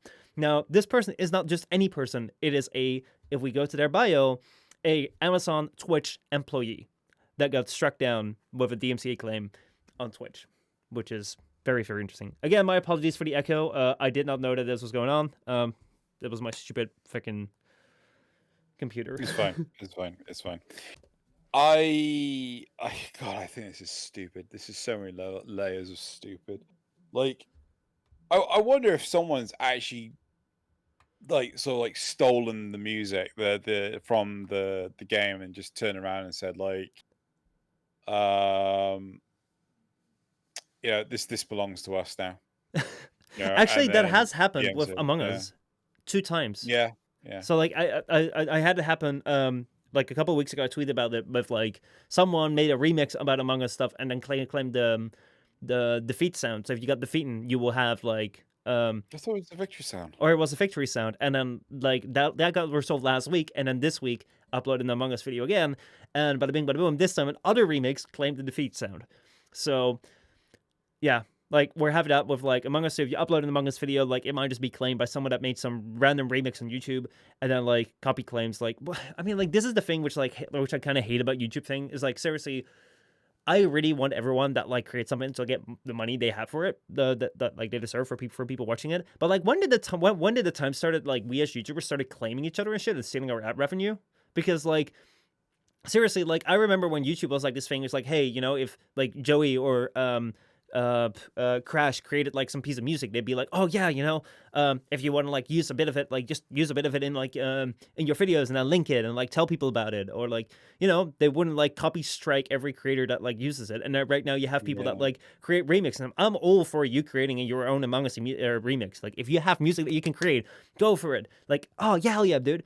But like this thing where they're like, oh yeah, now we created this, and now like this just copy claims like all these videos of just Among Us. Like, what the fuck, man? Like, I really, really, really hate that. Like, and like I know like sometimes, and I think most of the times like it's not intentional, but seriously, I do think that this is something which is quite serious because it's literally about you claiming people's ad revenue, and like if people don't notice or are too afraid to step up, because like if you like counter it, you got to fill in your game details can be quite imposing. It's like it's literal money that we're talking about. Like this shouldn't be something which like, oh no, oh stupid, I didn't see. It's like, no, this is like, if you want to claim videos, you got to be serious about it, and every single video that you claim is your fucking responsibility. And if you're wrong about it, you gotta take up the responsibility. But like, yeah, that's that does happen. It's God, this whole content, so this publisher versus platform thing all over again. Yeah. So, I don't think we have anything left to actually highlight or talk about. So, shall we see if our lovely audience has any questions? Yeah, let's go for it. We know that they're listening intently, and they probably have more questions than the sun. Yeah. So, just waiting for them to just pop out a question, and we can start talking about it. Yeah. Let me see. Timber says it's something seen it off topic. When I was little, I heard when I was little, for the first time I heard someone from the UK say 5 quid, I thought they said 5 squid for a solid year, and I thought people in the UK use squids as currency. Genuinely, if they were doing Cockney rhyming slang, they could have actually said squid. So it's, Oh man. and they did mean quid. I don't even know the origin of the term quid. I really don't.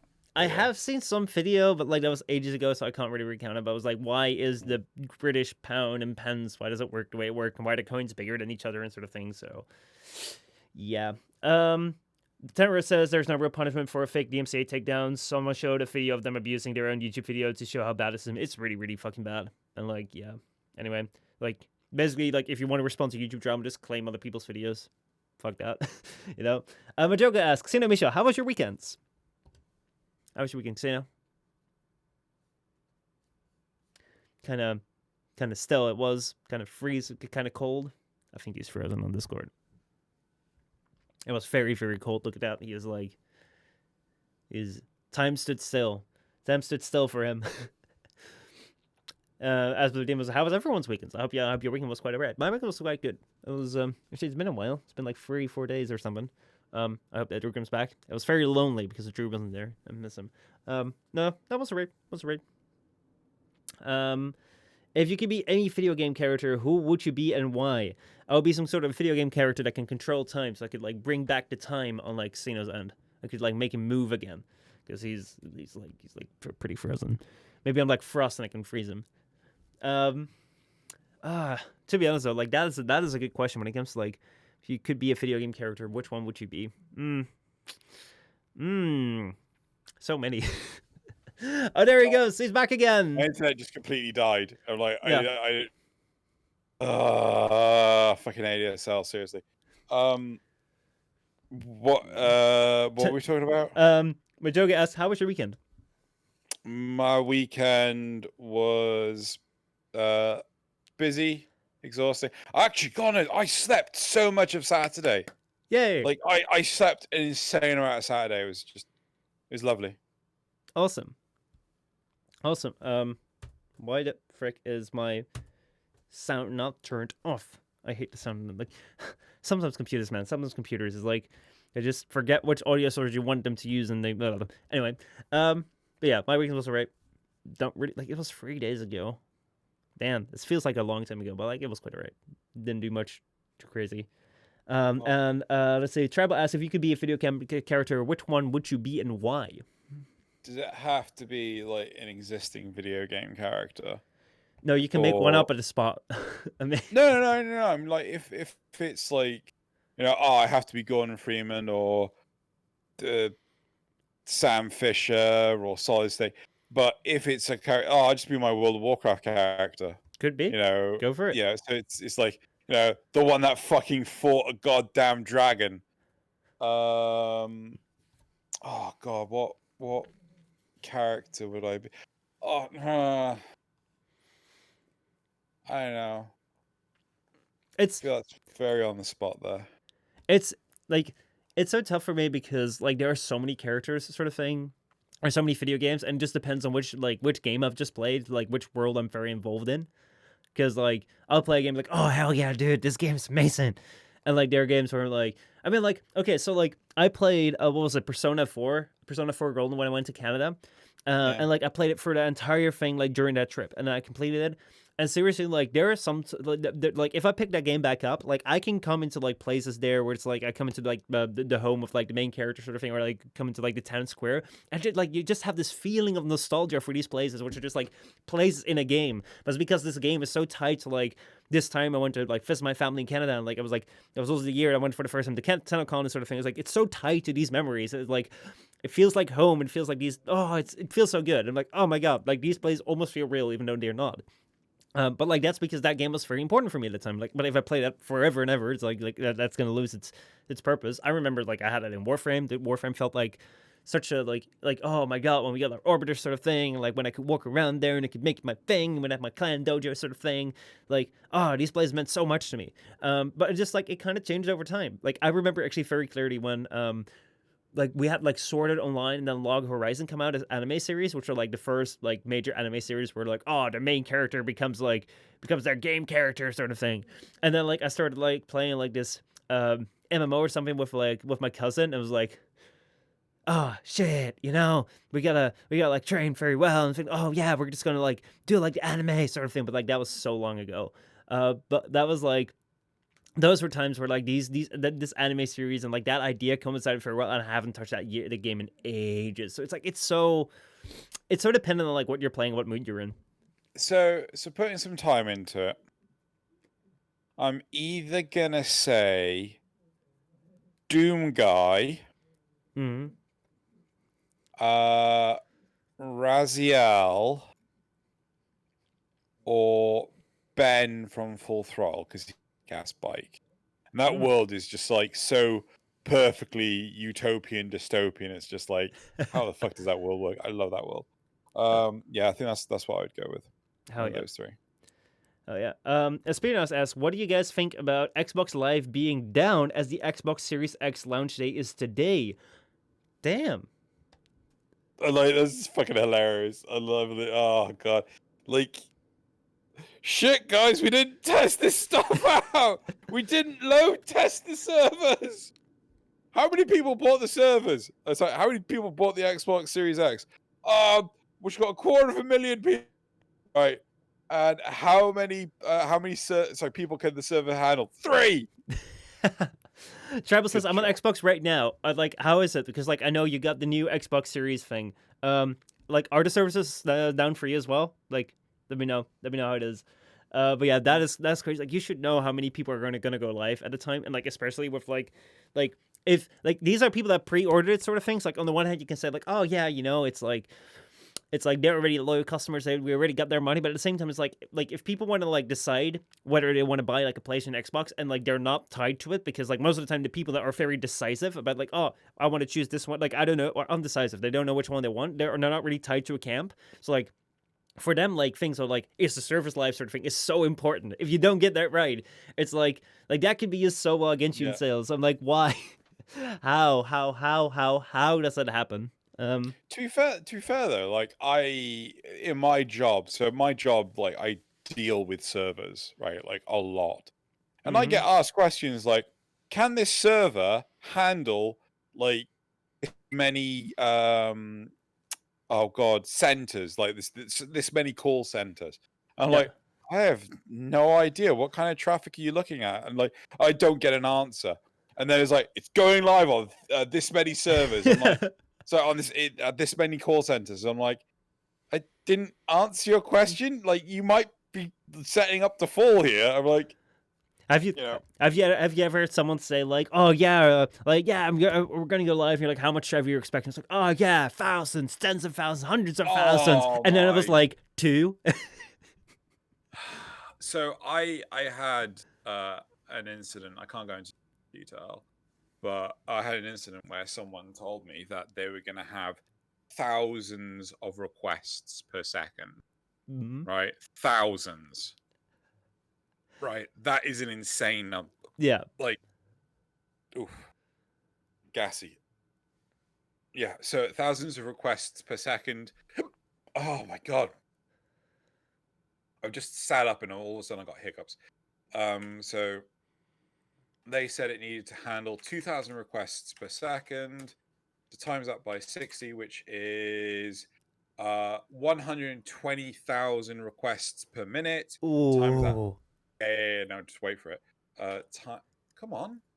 All right, times 60, which is 7.2 million requests per hour. Wow. Times 24, which is, oh god, I can't count that many. 172.8 million requests per day. And it's just That like, is, oh my right? god. Like We got honestly, we that got like 5,000 a day. I was like, so you've just got the client. Actually, no, I shouldn't say anymore.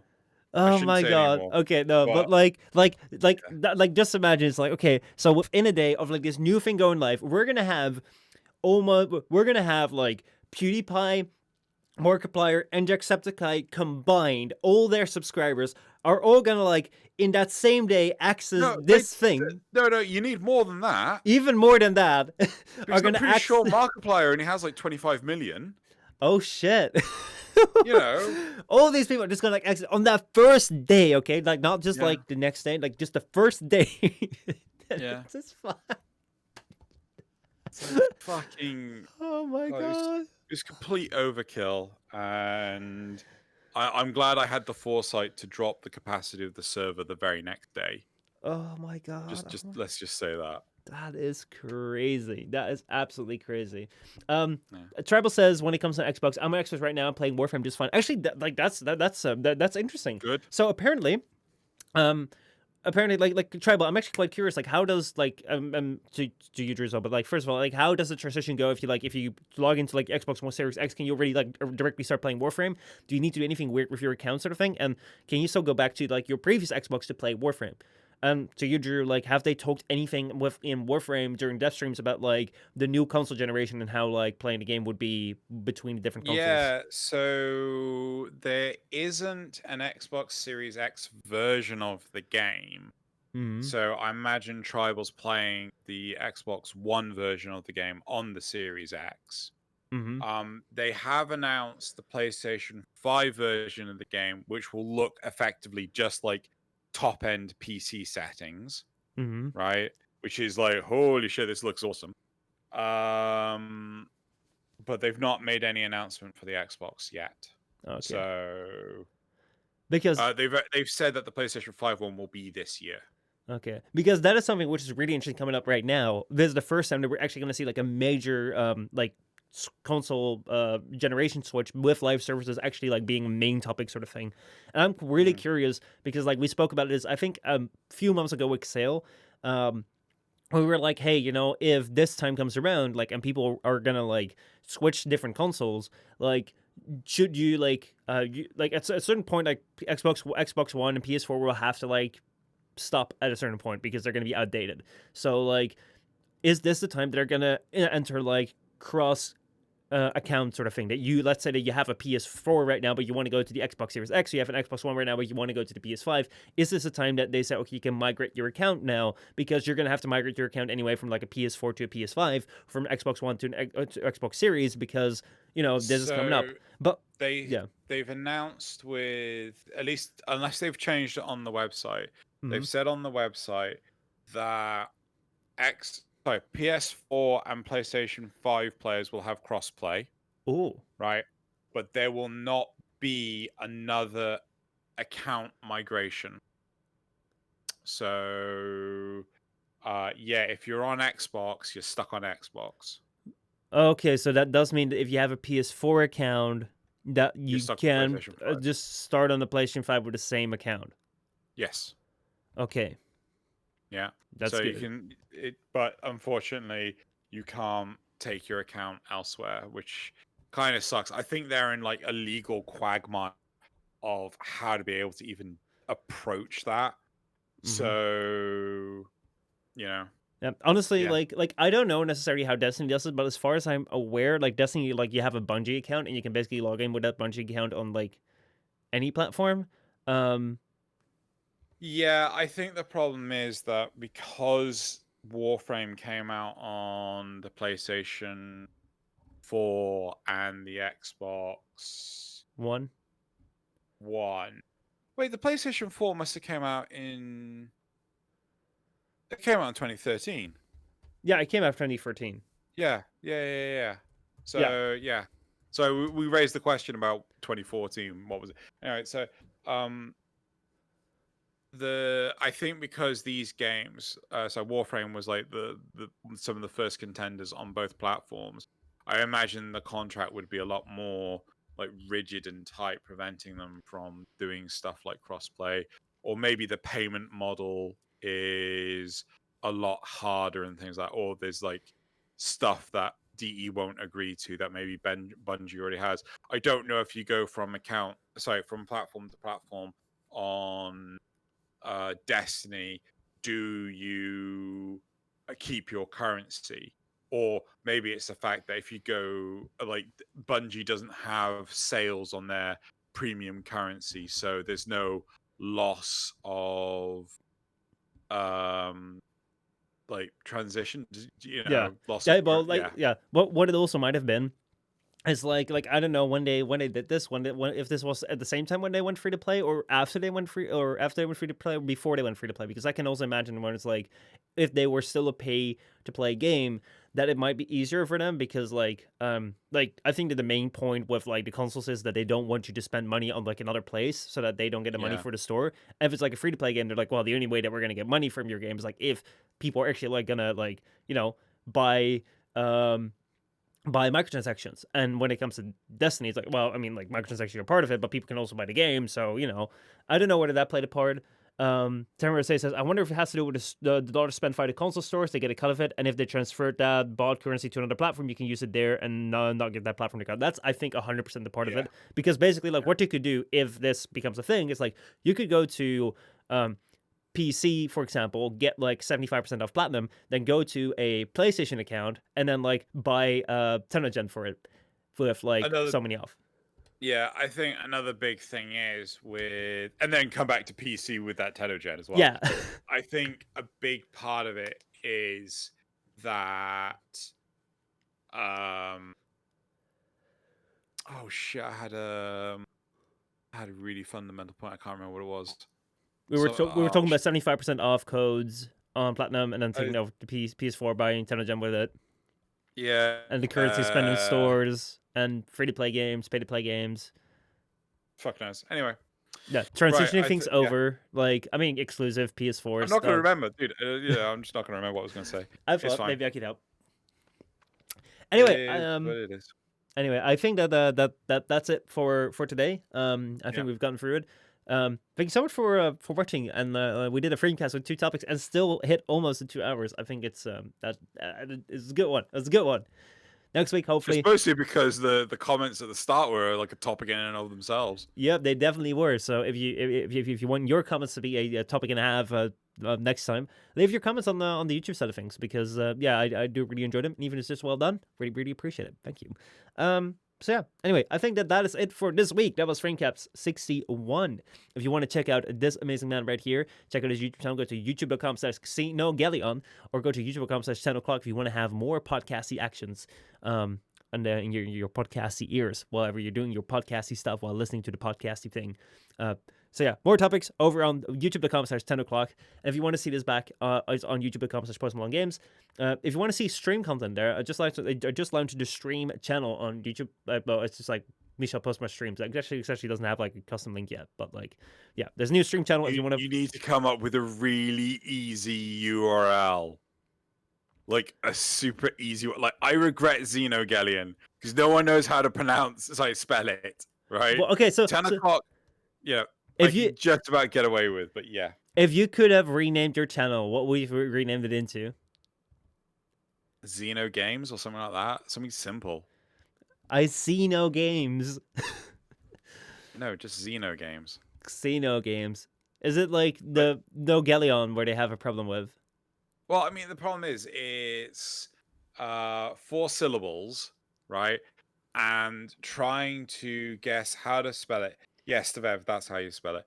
How to spell it is it's not exactly phonetic, Mm-hmm. right? Because it's like Xeno Gel Ion, Mm-hmm. right? Actually, is that 5 syllables?